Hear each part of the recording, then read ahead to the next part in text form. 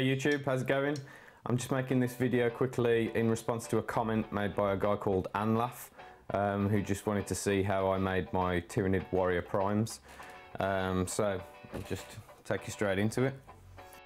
There you go, people, that is my interpretation of a Tyranid Prime Warrior.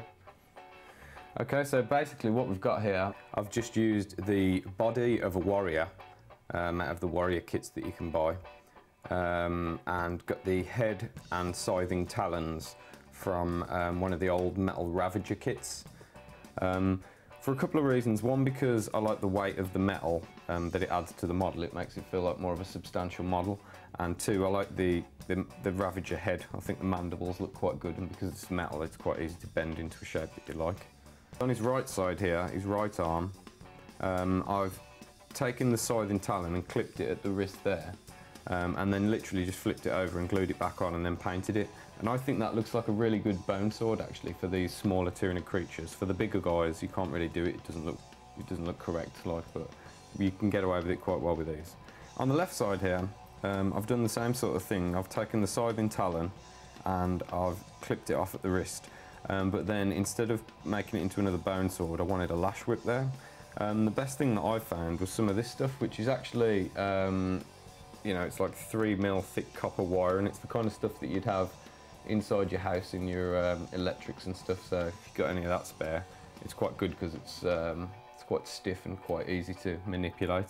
So I just trimmed a bit of that off, cut it to the size I want, pinned it into his arm there, and then on the very tip just there, I used one of these spare spikes that you get out of the Trigon kits that you can put on their chests. I think that looks pretty decent. Down the spine here on his rear, I've used the extra bits that you get in the Gaunt kits. They're like little bits of extra carapace, but I've never really had a use for them, so I've got quite a lot of them left over. And basically all I did was I filed off some of the ridges on his back so I could make them fit straight, and then just glued them on top of each other like plates, just to give him like a little bit of extended carapace, just to make him look a bit tougher than a standard warrior. I've also got another Tyranid Prime warrior that I've been making, and I've posed him completely differently. I actually prefer the pose on this guy to the pose on the one that I've painted, just because he looks a bit more dynamic, but you can't really see it that well without it being painted, so I'll do another one on him when he's out of the shop.